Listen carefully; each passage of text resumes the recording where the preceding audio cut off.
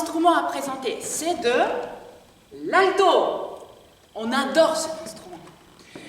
Tout d'abord, parce qu'on peut faire plein de sons différents. Ah oui. Alors, quand on joue tout seul, on peut jouer, par exemple, au clair de la lune, tu connais? Évidemment.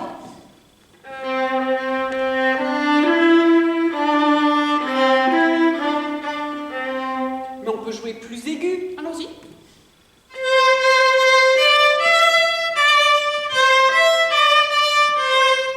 Et peut-être encore plus aigu.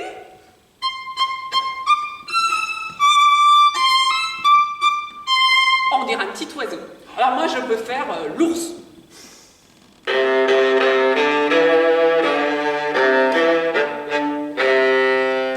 Vinciane, dis-moi, cette corde, elle est bien spéciale. Ah oui, là, j'ai joué dans le grave de l'alto. Alors le grave de l'alto, c'est vraiment ce qui fait tout son charme. J'adore ce son. C'est ce qui fait la différence avec le violon, d'ailleurs. Le violon est plus aigu et l'alto a ce son très très grave et très chaud. Mais tu sais, on n'est pas obligé de jouer sérieusement comme ça, hein. C'est vrai? On veut s'amuser un peu? Ah, alors par exemple, quand c'est Halloween et qu'on cherche à faire peur ou qu'il y a des sorcières et tout ça, on peut faire des sons un peu bizarres.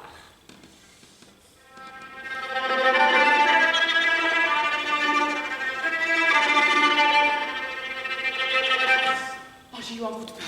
Voilà, tu vois. Après, on peut faire, par exemple, des petites glissades.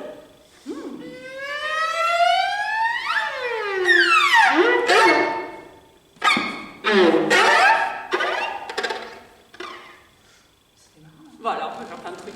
On peut jouer aussi à l'orchestre, tu vois, souvent, on peut être 20, 30, 50, et l'alto est au milieu de l'orchestre. J'adorais être au milieu. En fait, oui, ça nous arrive souvent, être au milieu. Oui. Vinciane, raconte-nous, comment t'as commencé à jouer de l'alto? Comment j'ai commencé à jouer de l'alto? Ah ben écoute, un jour, il y a un quatuor à cordes qui est venu dans mon école. Un quatuor à cordes, il y a quoi comme instrument, tu sais? Il y a 2 violons, un violoncelle et un alto. Eh ben oui. Mais comme le violon et l'alto se ressemblent, moi je croyais qu'il y avait 3 violons. Et je trouvais que le 3e violon, il jouait mieux que les autres. Alors j'ai été le voir à la fin. Non mais, alors j'ai été le voir à la fin, je lui ai dit, mais dis-moi, mais pourquoi ça sonne mieux? Pourquoi le son est plus beau? Il m'a dit, mais c'est pas du violon, c'est de l'alto. Alors je suis rentrée à la maison, j'ai dit, ah moi je veux jouer de l'alto, je veux essayer. Et d'ailleurs, vous les enfants, venez nous voir en classe d'alto, venez essayer l'alto avec Yeva ou moi, et comme ça vous pourrez voir si ça vous plaît. On en a plein d'alto. Alors dis-moi, il est très beau ton alto. Tu le nettoies, tu t'en occupes? Tout d'abord, évidemment, je m'occupe. Chaque jour, je le sors de sa boîte, oui, pour faire sonner, pour faire vibrer, pour faire des belles mélodies.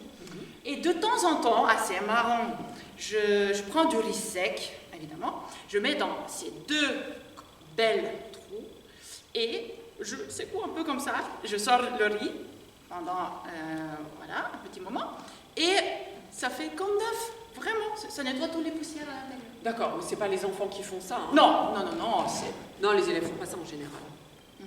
Mais je me permets. Je me disais que la meilleure chose quand même à l'alto, c'est qu'on puisse jouer ensemble. Ensemble avec les élèves, avec les profs, à 10, à 100 même. Ah oui, dans l'orchestre ou avec plein d'altistes. D'ailleurs, souvent on s'amuse, on joue ensemble. Oui, Vinciane, jouons ensemble une petite fois. Ah oui. Pour vous les enfants, rien que pour vous.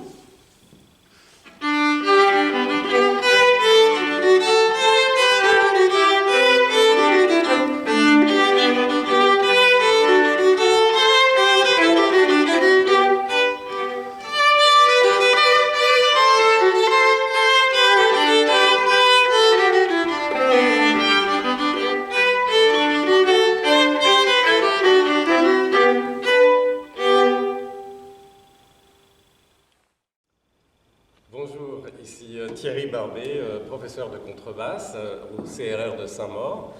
Je m'adresse à vous, chers enfants et chers parents, pour vous présenter la contrebasse, au nom aussi d'Hervé Moreau, 2e professeur de contrebasse à Saint-Maur. Alors cet instrument, c'est le plus grave donc, de la famille des cordes. Ça, c'est un mi.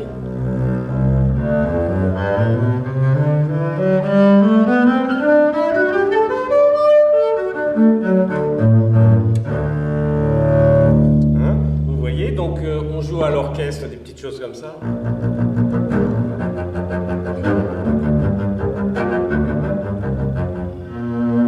La flûte enchantée de Mozart. On a un rôle à l'orchestre fondamental, on va dire, et on a beaucoup moins de notes à jouer que les violons, ça c'est sûr. Et la contrebasse se joue aussi dans tous les styles. On a nos morceaux solistes, par exemple.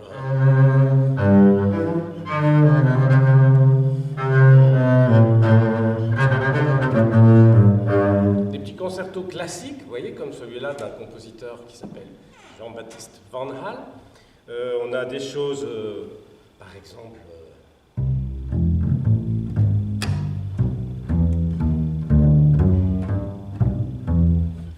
le jazz, bien sûr, les walking bass. On a le théâtre musical.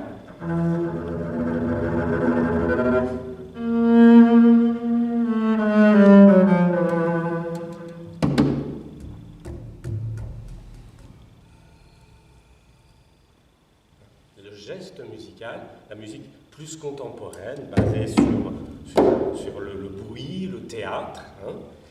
On peut jouer aussi à l'archet en jazz.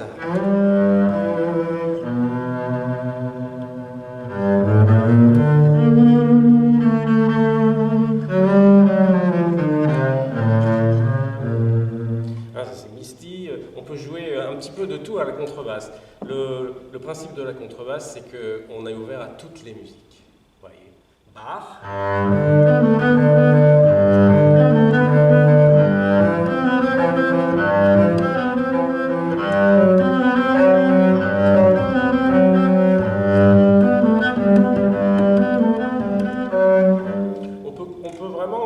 Transcrire plus ou moins tout, si vous voulez, on peut jouer le concerto de Dvorak de violoncelle.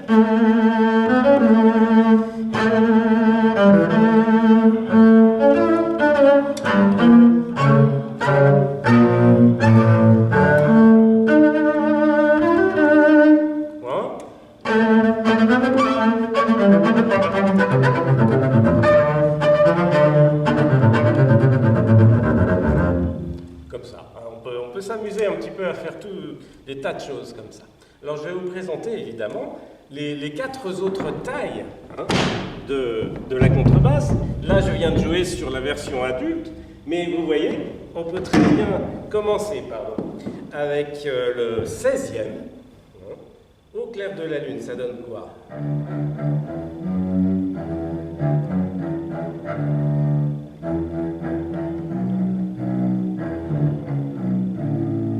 Voilà, dans l'aigu.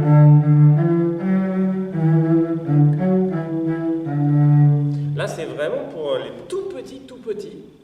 La pique est réglable, bien sûr, selon les tailles. Voilà.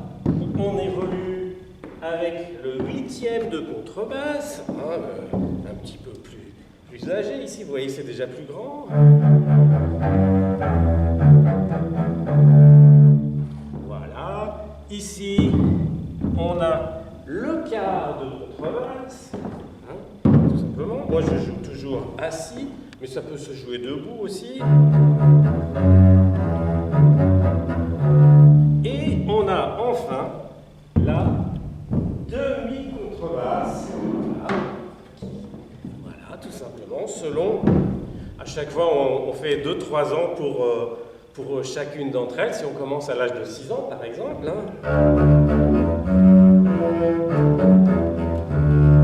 Alors l'instrument, à chaque fois, il devient plus grand, mais les étudiants, les élèves aussi, les enfants aussi grandissent. Et voilà notre famille. Je vous remercie beaucoup. Ce fut un plaisir. Bonjour à tous. Je vais vous présenter la viole de gambe, ou plutôt une partie de la famille de la viole de gambe. Voici le dessus de viole, le ténor de viole et la basse de viole, tous instruments à cordes frottées à l'aide d'un archet. Commençons par la basse de viole, celle pour qui le répertoire solo ou accompagné d'un clavecin la plupart du temps est écrit. Un instrument à 7 cordes. La plus grave a été inventée en France, a été ajoutée pour aller encore plus grave jusqu'en dessous de la clé de fa. Issus de la famille du luth, nous avons gardé le système comme sur une guitare avec des cases entrecoupées de petites cordes qui s'appellent des frettes pour savoir où placer les doigts. Et pour réaliser des accords, plusieurs sons en même temps. Ainsi, nous mettons l'instrument en vibration grâce à l'archet, une baguette de bois sur laquelle est tendue une mèche, des crins de cheval, tendue soit à l'aide d'une vis ou de systèmes plus anciens que l'on glisse sous la mèche. Je vais vous jouer un extrait d'un compositeur très connu à l'époque de la viole de gambe, de M. Marin-Marais, qui travaillait pour le roi Louis XIV. Les Folies d'Espagne.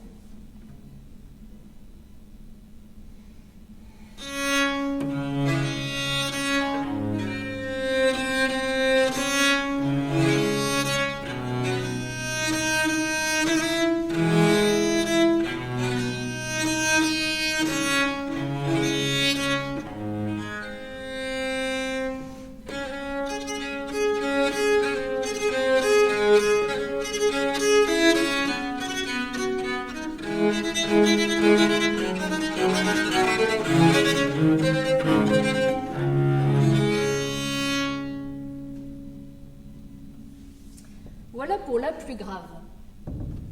À présent, le ténor de viole, qui lui est moins joué en répertoire solo, mais plus en ensemble de viole de gambe, tel une chorale ou un chœur, avec les voix soprano, médium et grave. Il n'a que 6 cordes. Elles aussi sont en boyau. Vous pouvez voir une corde jaune qui donne la particularité du son de la viole de gambe. Et les cordes plus graves sont en boyau filé, entouré d'un fil de métal.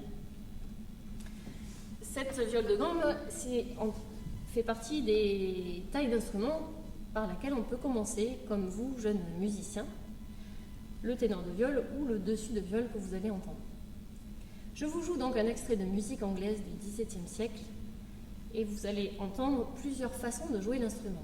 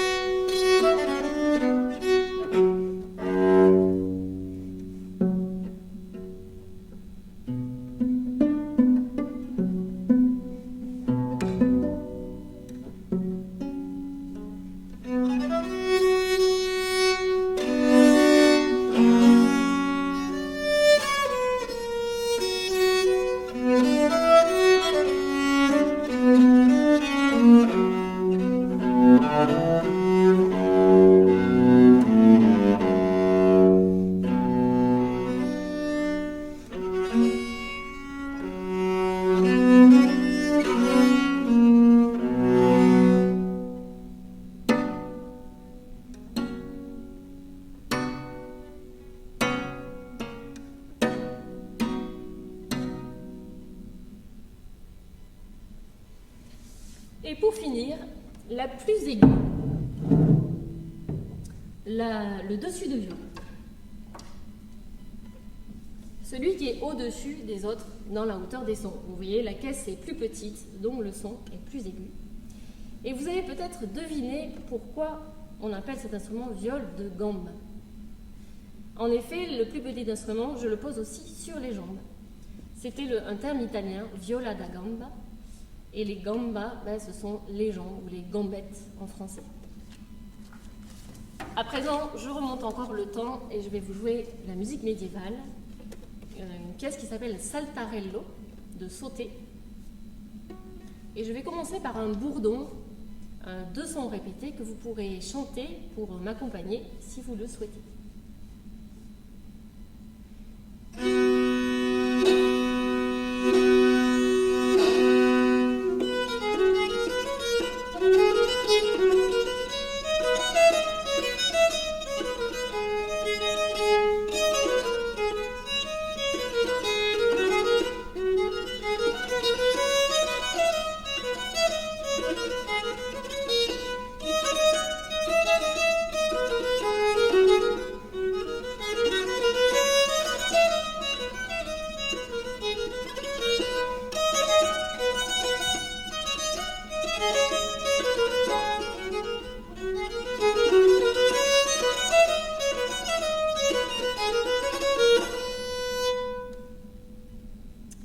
Voilà, vous savez presque tout de la viole de gambe, et c'est un instrument qui a un très large répertoire jusqu'à nos jours.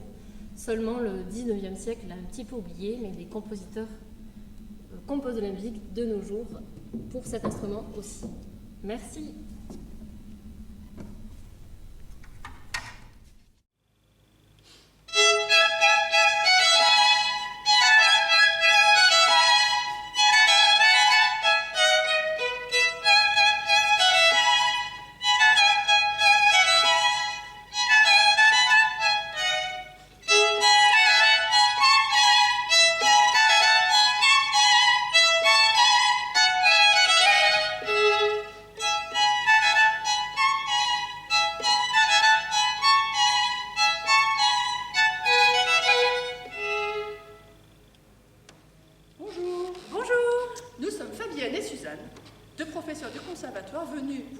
Notre instrument, le violon.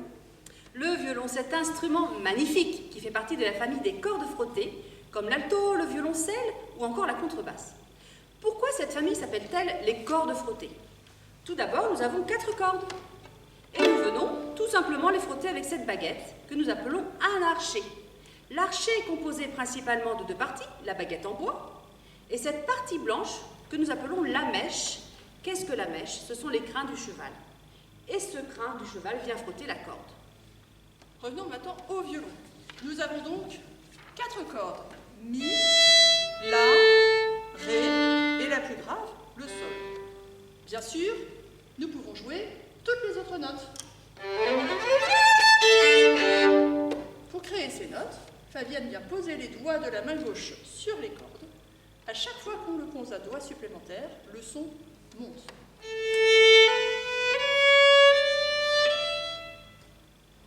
Nous allons maintenant vous montrer différentes façons de jouer du violon, puisque c'est un instrument qui offre beaucoup de possibilités. Comme nous avons déjà entendu, le plus souvent nous jouons en frottant l'archet sur la corde. Mais nous pouvons également pincer les cordes, comme à la harpe ou à la guitare. Nous appelons ça les pizzicati. Et nous allons vous jouer un extrait d'un duo de Bartók en pizzi.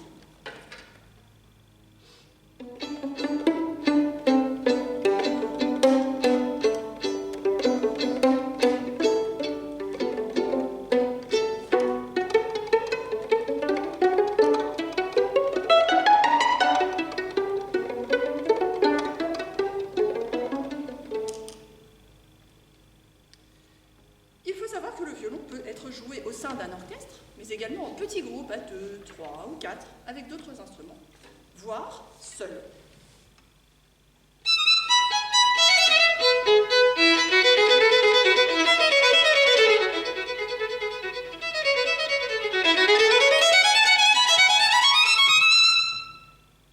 Le violon fait également partie des instruments solistes qui peuvent être accompagnés par un orchestre. Nous allons vous jouer l'extrait très connu du Lieder, le mouvement lent avec les pids et l'arco.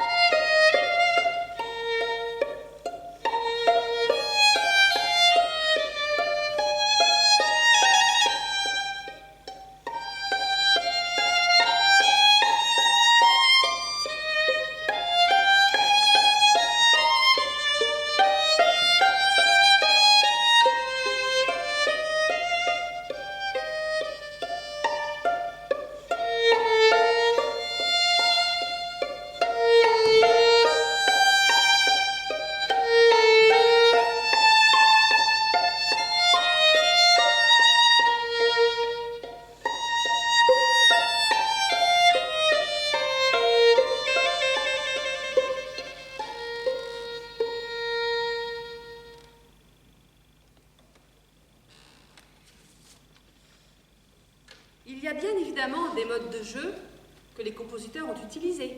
Les harmoniques, comme un son flûté. Sur le chevalet. Derrière le chevalet. Des pieds étranges, les pieds Bartók. Le violon est un instrument des plus anciens. Il est largement représenté par tous les compositeurs. Vivaldi, Mozart, Brahms, Tchaïkovski, tous. Voilà. Nous espérons que cette séquence vous aura donné l'envie de découvrir un peu plus le violon avec nous. À bientôt. Au revoir Cézanne. Au revoir Fabienne.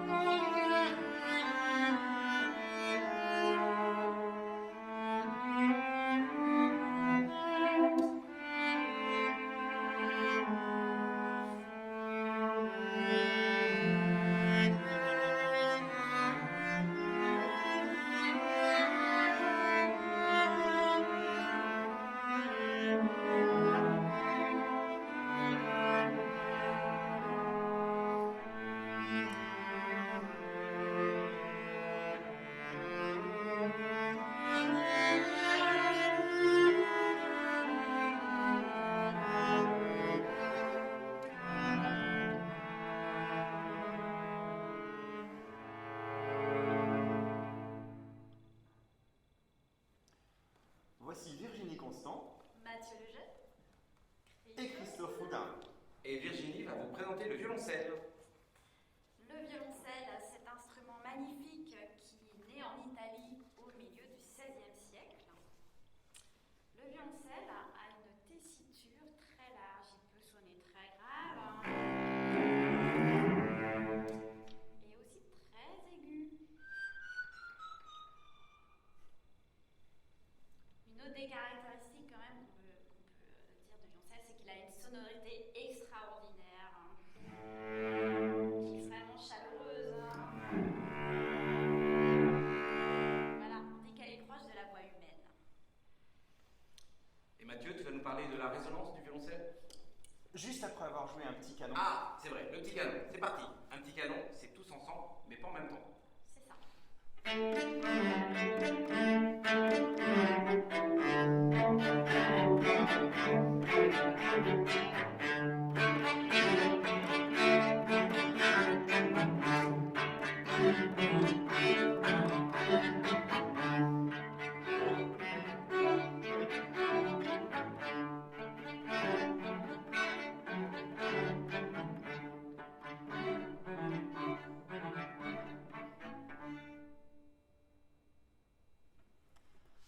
Alors si le violoncelle a cette si jolie sonorité dont vient de parler Virginie, c'est en grande partie parce qu'il utilise un principe qu'on retrouve dans toute la famille des violons, c'est-à-dire le violon, l'alto, le violoncelle, la contrebasse, etc. Et c'est le principe de la caisse de résonance, c'est-à-dire qu'on fait vibrer une corde qui en elle-même produit très peu de son.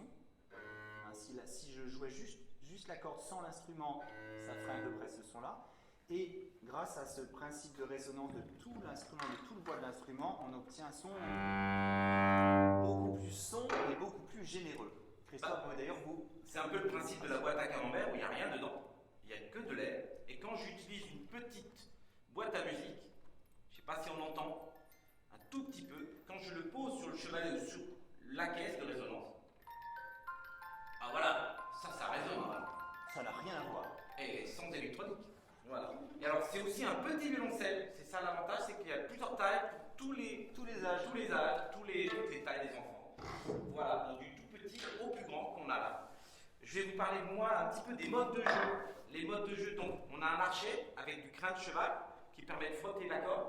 Donc comme a montré Virginie et Mathieu, mais on peut aussi ne pas utiliser l'archet en utilisant les doigts comme une guitare.